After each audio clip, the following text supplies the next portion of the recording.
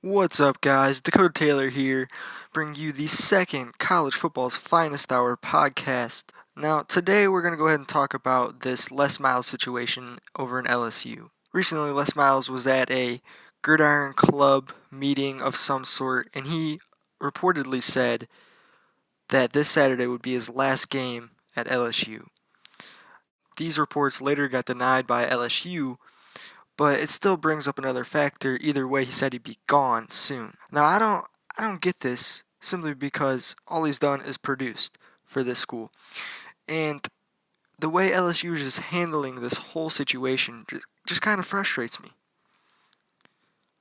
We're talking about a man who's won 138 ball games and has only had 53 losses. He's got a national championship with this school. He also lost the national championship to, as we know, Alabama a couple of years ago. So he has struggled recently, and I think we can all agree on that. But what he has done for the school far outweighs those past couple weeks he's had. I just think it's wrong how LSU, the school as a whole, is handling this. They haven't publicly came out and said, we're doing this and this about the situation. They haven't just came out and said, this will be his last season. They haven't attempted to defend him once. He's been fending off reporters and the press on his own. It's kind of disrespectful in a way. So what's next? Les Miles is going to go Saturday. Let's say he wins out the rest of the season.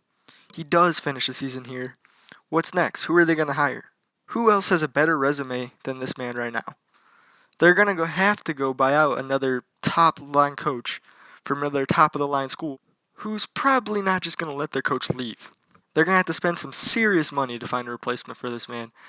And they're putting themselves in this situation. Why are they doing this themselves? They're shooting themselves in the foot. Maybe they just need some change. Alright, have a meeting with the coach and talk about the changes you guys should make before you just throw him out there and say, he's done. This will be his last year. This is something the program and the coach needs to communicate about. They need to keep it within their own sources and behind the closed doors and deal with it on their own.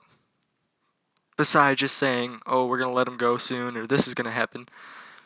Deal with it within your own locker room. Deal with it behind closed doors. Maybe they do need to change up the offense a little bit. Maybe they should run a better pass defense. They should deal with that. So whatever the issue is, talk about it on your own with your own people. It's just outrageous the way they've dealt with this whole situation. It's disrespectful to this man's career. And just throwing out a $15 million buyout for all he's done, for anyone to come get him. Come on now. And this has to do a lot with the high expectations the SEC and the LSU fan base, and that's understandable. You as a fan base, you want to get wins. You want to win football games. You want to win the championships. You want to win the national championships. But you got to understand, losses will come. You won't always be at the top. It's something that fans have to accept. I know this personally because I'm a Notre Dame fan. We hold Brian Kelly to a very high standard because of what our school has done in the past. The history, the wins, the national championships. Without a doubt, all we want is to go undefeated. Get national championship wins.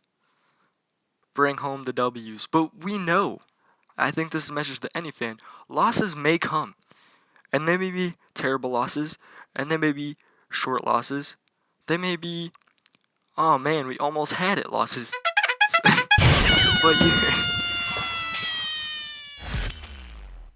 But this is to come. No matter what, whatever program you may be in.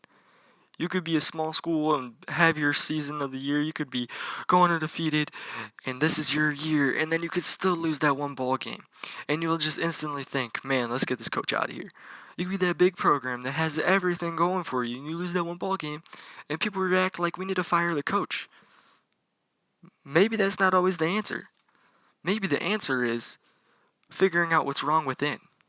Maybe it's not just that main coach, maybe it's the people around them. Now, if you look at LSU, of course, they have done a lot of adjusting within their own program, recently hiring Cam Cameron as the offensive coordinator, which maybe that's at fault. Maybe you got to talk to him about running the offense a little differently next season.